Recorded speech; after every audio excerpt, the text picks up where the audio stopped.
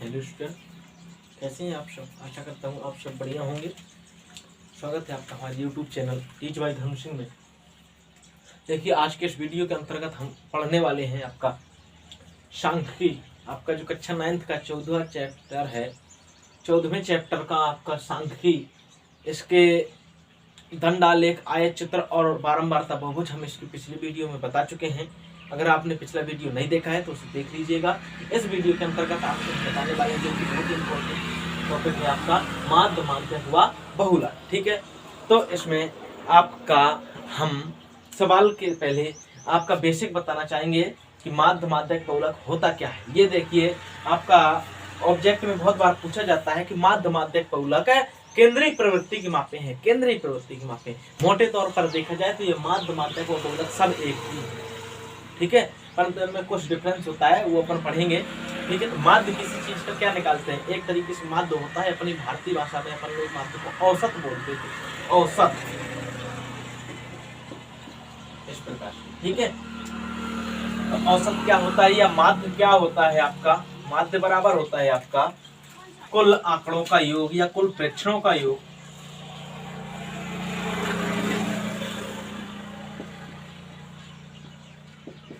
योग बटे कुल प्रेक्षणों की संख्या।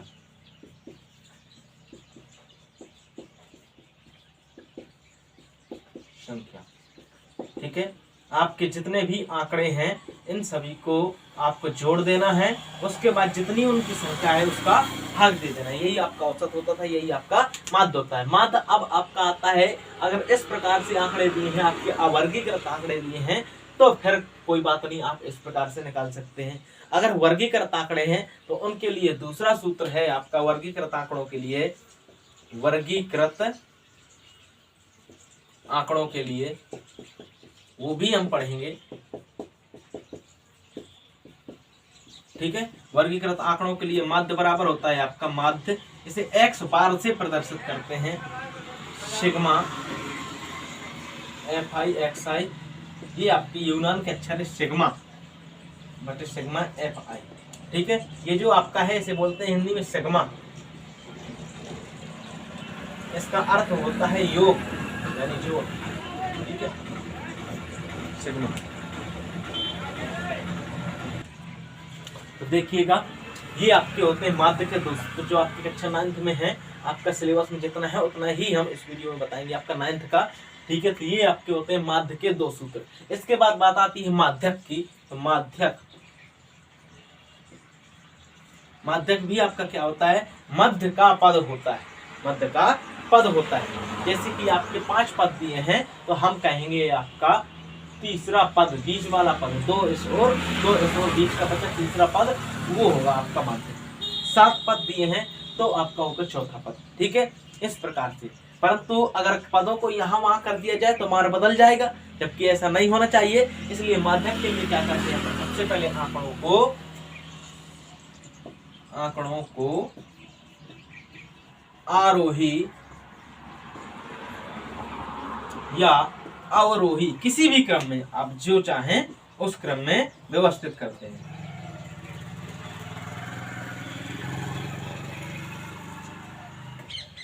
ठीक है, सबसे पहले आपको क्या करना है, आरोही और अवरोही। सबसे ज्यादा तो बच्चे यहाँ पर कंफ्यूजन हो जाते हैं कि आरोही है या अवरोही है। तो देखिए यहाँ पर बड़ा आ है, इससे ध्यान रखना है कि बढ़ते हुए क्रम में, और यहाँ पर छोटा आ है तो घटते हुए क्रम में। एक याद रखिएगा, दूसरा अपने आप याद होगा कि बड़ा आ है तो बढ़ते हुए क्रम में, तो आरोही क्रम आपका कहलाता है। या फिर अगर भूल जाए आप परीक्षा में, तो आप परीक्षा में लिख सकते हैं आंकड़ों को क्रमबद्ध लिखने पर। ठीक है, क्रमबद्ध तरीके से व्यवस्थित करने पर। ठीक है, आपने लिख लिया। फिर होता है यदि आपका n बराबर विषम है। विषम जानते हैं, यदि आपने सम विषम भाज्य ये चीजें नहीं पढ़ी हैं तो आप हमारा देखिएगा, वहां पर बता चुके हैं आपको संख्या तो विषम है। यदि n बराबर विषम है, जैसे कि 5, तो डायरेक्टली सूत्र होता है माध्यक बराबर क्या होता है आपका n + 1/2 पद। देखिएगा, n माना कि 5 है तो 5 + 1/2 यानी 6 + 2/, तीसरा पद। ठीक है, तीसरा पद। ठीक है, तीसरा पद हो जाएगा आपका। ठीक है, 3वां पद। ठीक है, ये आपका तीसरा पद हो जाएगा। इसी प्रकार से 7 होता n की संख्या, परंतु दिक्कत यहाँ पर जाती है, जैसे पदों की संख्या आपकी 6 है, अब वहां पर माध्यक क्या होगा, तो वहां पर होता है जैसे n बराबर सम है, तो आपका होता है माध्यक। अभी आपके क्लियर हो जाएगा, सवाल लगाएंगे इसके ऊपर ही उदाहरण इसका हमने लिख दिया है। इसी का आपका 14.4 प्रश्नावली का पहला सवाल है ये, इसी के सहारे समझेंगे। माध्यक बराबर होगा n/2वां पद प्लस n/2 प्लस 1वां पद।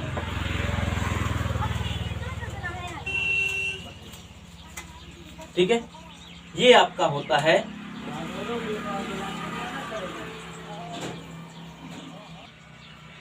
ठीक है, ये आपका n बराबर सम हो तब उसका सूत्र होता है। तो n/2 पद, जैसे देखिए आपका n बराबर 6 है, n बराबर माना 6 है, तो क्या हो जाएगा n/2 यानी तीसरा पद प्लस n/2 प्लस 1 यानी 3 प्लस 1 बराबर 4, चौथा पद। 3 और 4 नहीं, 3वां पद और 4वां पद। ठीक है, /2 देखेंगे अभी इसमें उदाहरण के साथ समझेंगे। ये होता है आपका माध्यक। इसके बाद आपका आता है बहुलक। ठीक है, बहुलक। तो बहुलक क्या होता है आपका, बहुलक होता है आपका नाम से स्पष्ट है, बहुलक यानी बहुत बार आए, बारंबारता जिसकी सर्वाधिक होगी वही पद आपका बहुलक कहलाएगा। जैसे यहाँ पर देखिए 1 2 3 4 बार, सबसे ज्यादा बार आपका 3 आया है, तो यहाँ का बहुलक 3 होगा। ठीक है, आप लोग इसके स्क्रीनशॉट लीजिए, इसके बाद इसका उदाहरण करेंगे। हाँ, तो देखिएगा अब आपका सवाल है, कह रहा है आपका एक्चुअली में सवाल किताब में क्या दिया है, आपका ये आंकड़े दिए हैं। कह रहा है कि एक फुटबॉल की टीम ने 10 मैचों में निम्नलिखित गोल किए हैं, तो इन आंकड़ों का माध्य माध्यक व बहुलक ज्ञात कीजिए। ठीक है, तो ये आपको देखना है, ये आपके फुटबॉल मैच के गोल दिए गए हैं। तो देखिए पहले गिन लीजिए, 1 2 3 4 5 6 7 8 9 10 है। सबसे पहले तो अपन को माध्य ज्ञात करना है। माध्य में क्या बताया था, डायरेक्टली अपन क्या कर देते हैं, सूत्र लगा देते हैं। ठीक है, कोई समस्या नहीं होती है। तो अपन लिखेंगे माध्य। ठीक है, अब लिखेंगे माध्य। माध्य को देखिए, आपको यहाँ पर इंग्लिश बता दें, माध्य को बोलते हैं आपका मीन,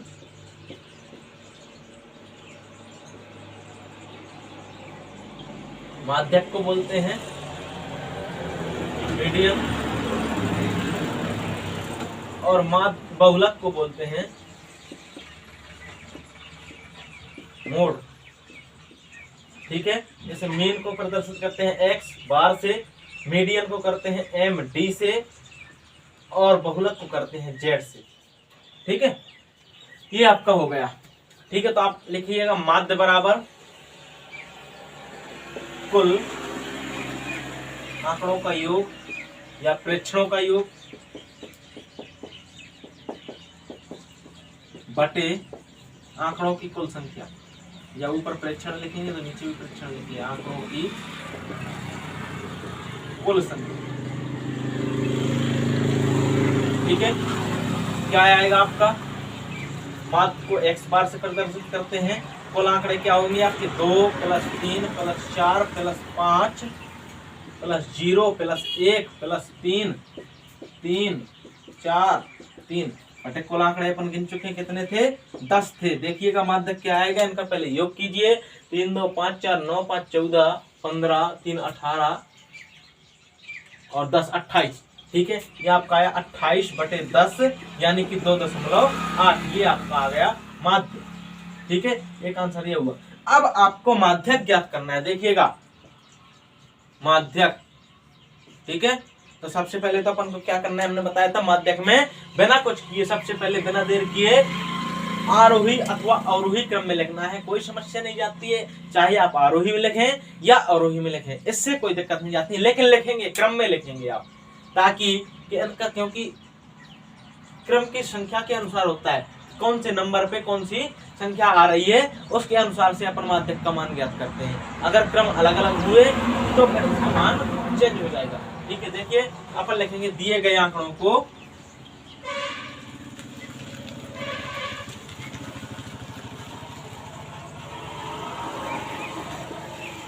अवरोही क्रम में, हम अवरोही क्रम में लिख रहे हैं इस सवाल में, आप चाहे तो आरोही में भी लिख सकते हैं, अवरोही क्रम में व्यवस्थित करने पर या लिखने पर।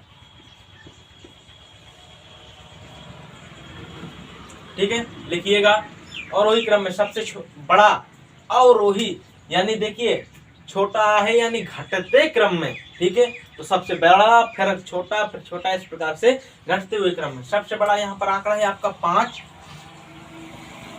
है आपका 5 कितनी बार है, केवल एक बार। फिर है 4 1 2 बार है देखिएगा, और फिर है 3 1 2 3 4 बार है आपका 3। फिर है आपका 2 और 1 और 0। देखिएगा ऐसे में कुछ गलतियां हो जाती हैं, इसलिए गिन लीजिए।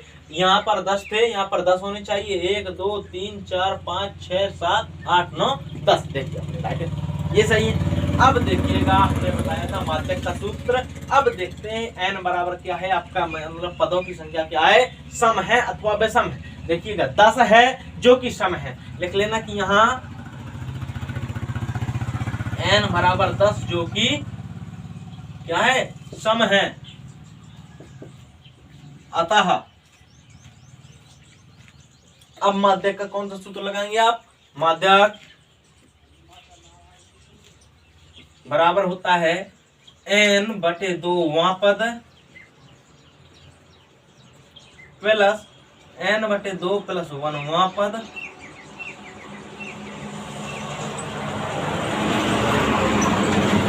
बटे 2। ये होता है आपका माध्यक का सूत्र। तो देखिएगा माध्यक को काय से, md से प्रदर्शित करते हैं, capital M small d, n/2 यानी कौन सा आपका, पांचवा, नहीं सॉरी 10/2, हाँ यानी पांचवा, प्लस 10/2 प्लस, इस प्रकार से लिख लीजिए एक बार, 10/2 प्लस 1वां बटे 2। ठीक है, अब md बराबर 10/2 यानी पांचवा आपका आया, पांचवा पद, प्लस 10/2 यानी 5 1 6, छठवां पद बटे 2। देखिएगा यहां पर हम लिखेंगे आपका, देखिए md बराबर आपका आएगा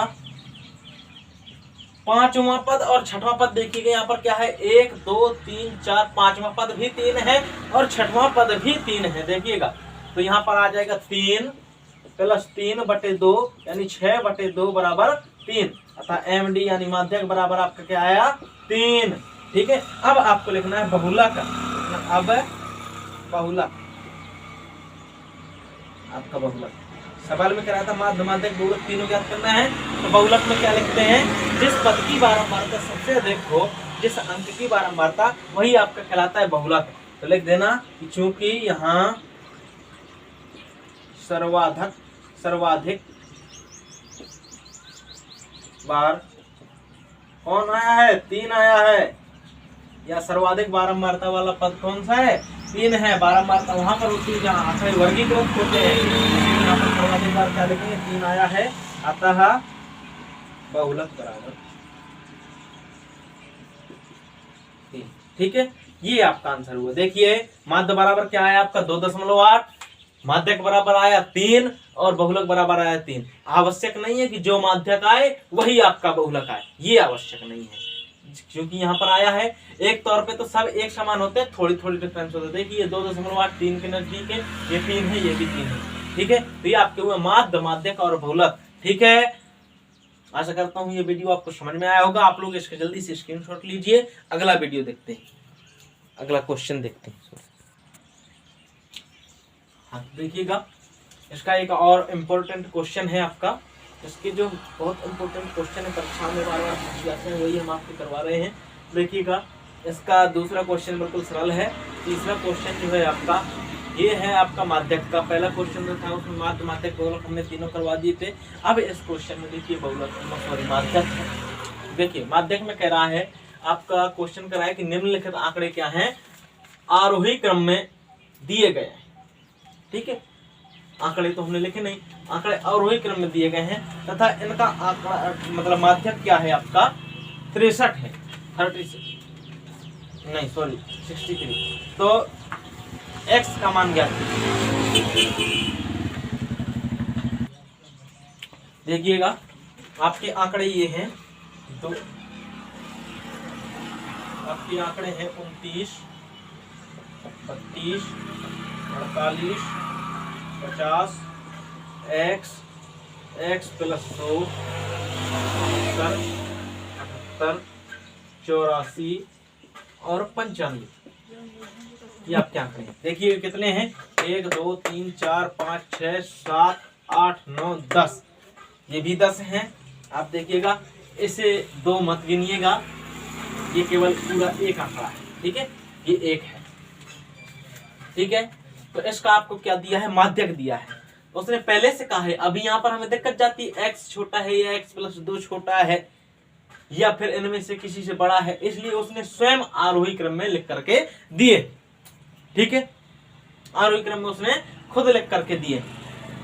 अब अपन को क्या करना है, इस क्रम से नहीं लिखना है क्योंकि पहले से लिखे हैं, डायरेक्टली अपन को माध्यक निकालना है। इसका माध्यक क्योंकि दिया है तो इसी के सहारे अपन क्या करेंगे, x का मान ज्ञात करेंगे, ठीक है।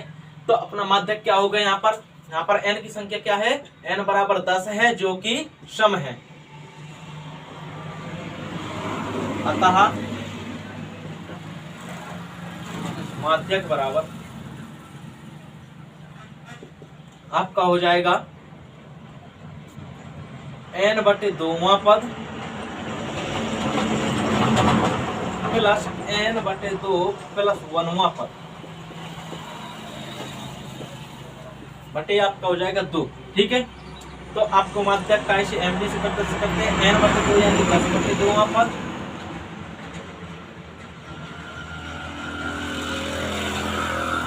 n/10/2 प्लस 1वां पद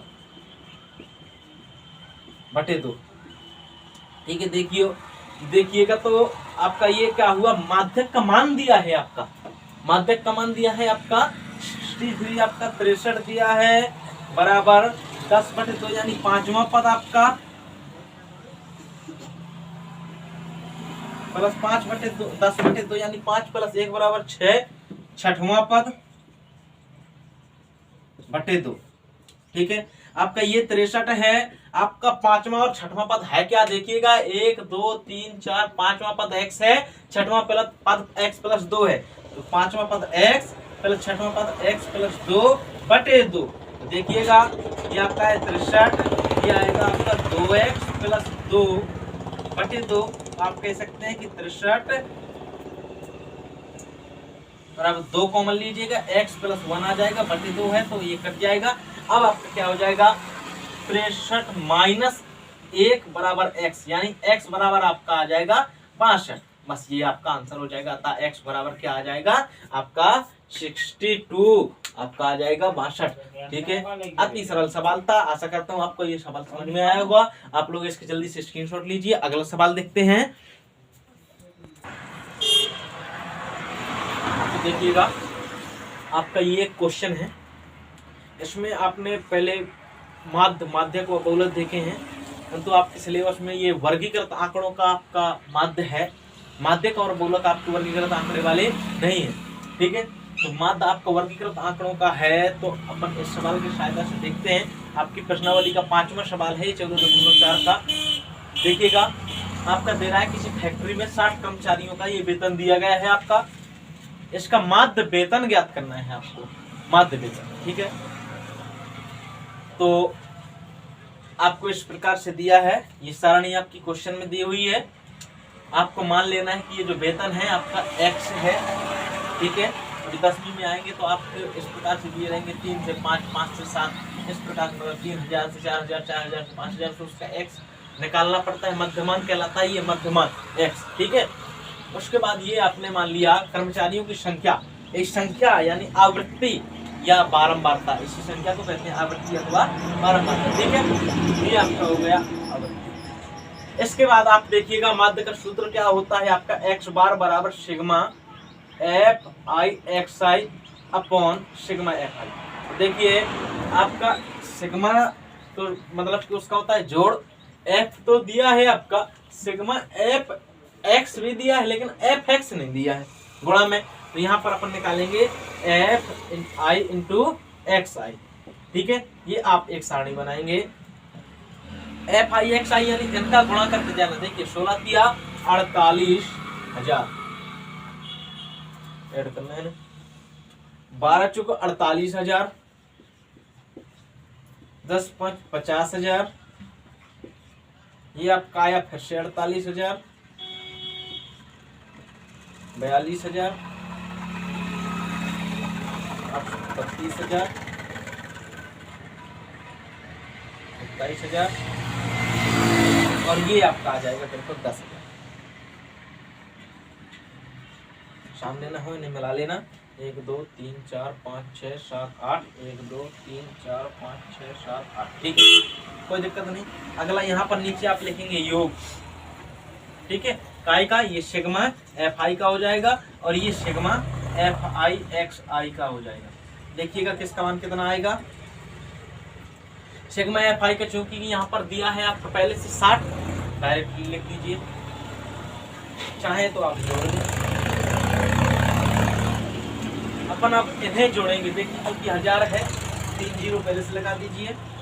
ठीक है, यहाँ पर इस प्रकार से जोड़ेंगे। 8 8 16 24, तो 26 2 28, 7 35 की 5, हासिल की 3 तो 4 3 7 4 11 5 16 4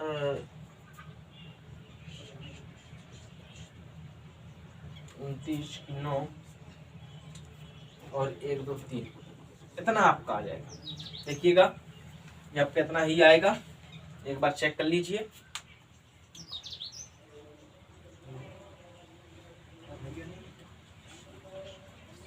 ठीक है,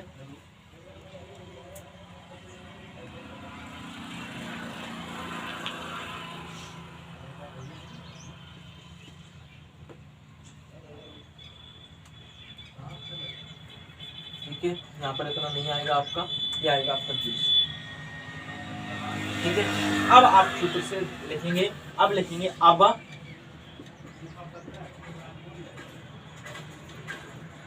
माध्य बराबर सिग्मा एफ आई एक्स आई बटे सिग्मा एफ आई। देखिए माध्य को अपन एक्स बार से प्रदर्शित करते हैं। ये आपका क्या हो जाएगा, सिग्मा एफ आई एक्स आई। यहाँ पर आपको कैलकुलेशन में और जोड़ने में ध्यान देना है। 30,500 बटे आपके 60 आ जाएंगे। तो देखिए ये तो 0 1 कट जाएगा। अब देखिए क्या ये 6 से कटता है। यहाँ पर हम देख चुके हैं, भाग दिए बिना भी बता सकते हैं ये 6 से कटता है अथवा नहीं। ध्यान दीजिएगा, तो आपका ये 6 5 30, ये 6 से नहीं कटेगा, परंतु दशमलव में देखिएगा 6 5 30 0 8 3 बस दशमलव में फिर 3 3 आ जाएगा। आप लिखिए एक्स बराबर अतः माध्य वेतन उपयोग किया है। यहाँ भी इकाई होगी माध्य वेतन, इकाई जरूर लिख दिया करें, बराबर रुपया 5,013। ठीक है, तो लिखना आवश्यक नहीं, लिखना चाहो तो लिख दो। ठीक है, ये आपका हो जाएगा। ठीक है, तो आपके ये हो गए, आपका 14वें चैप्टर संपूर्ण पूर्ण हो गया। आपका ये चैप्टर पूरा हुआ। इसमें आपके जो थे दंडालेख, आयत चित्र, बारंबारता, बहुभुज, कल हमने पिछले वीडियो में आपको बता दिए थे। आज बताए माध्य, माध्यक, बहुलक कैसे निकालना है उसका बेसिक भी बता दिया, और वर्गीकृत आंकड़ों का माध्य कैसे निकालते हैं इसे भी बता दिया। ठीक है, आप लोग इसका जल्दी से स्क्रीनशॉट लीजिए। मिलते हैं अगली क्लास में।